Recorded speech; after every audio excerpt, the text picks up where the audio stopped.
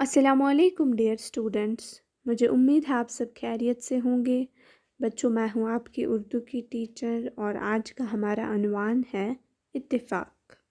बच्चों, पिछली क्लास में हमने पढ़ा था कि एक दूसरे के साथ प्यार से रहने को, मिलजुल के रहने को और एक दूसरे की मदद करने को इत्तिफाक कहते हैं।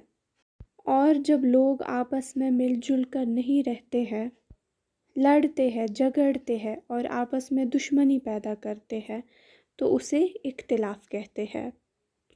हमारा मज़हब इस्लाम भी हमें यही चीज़ सिखाता है कि हमें आपस में प्यार व मोहब्बत से रहना चाहिए।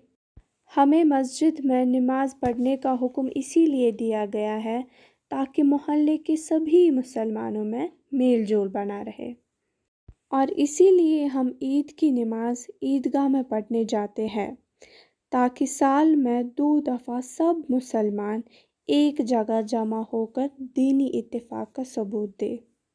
चलिए अब आगे पढ़ते हैं।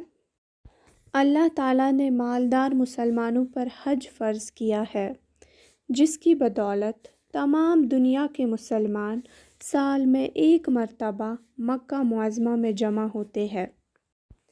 इन बातों के अलावा कुरान शरीफ में साफ लफ्ज़ों में हुक्म है, अल्लाह की रस्सी को मज़बूत पकड़ो और आपस में फूट मत पैदा करो, यानी इत्तिफाक से रहो और इख्तिलाफ से बचो।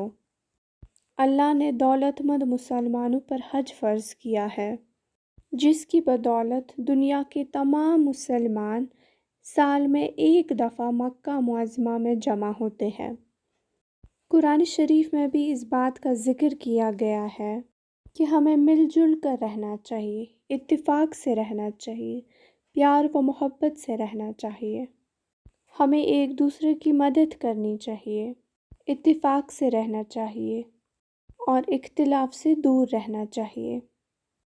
इख्तिलाफ करने का नतीजा बहुत बुरा होता है, इसीलिए कुरान शरीफ में हमको आगाह किया गया है कि आपस में मत झगड़ो, वरना कमज़ोर हो जाओगे और तुम्हारी हवा बिगड़ जाएगी।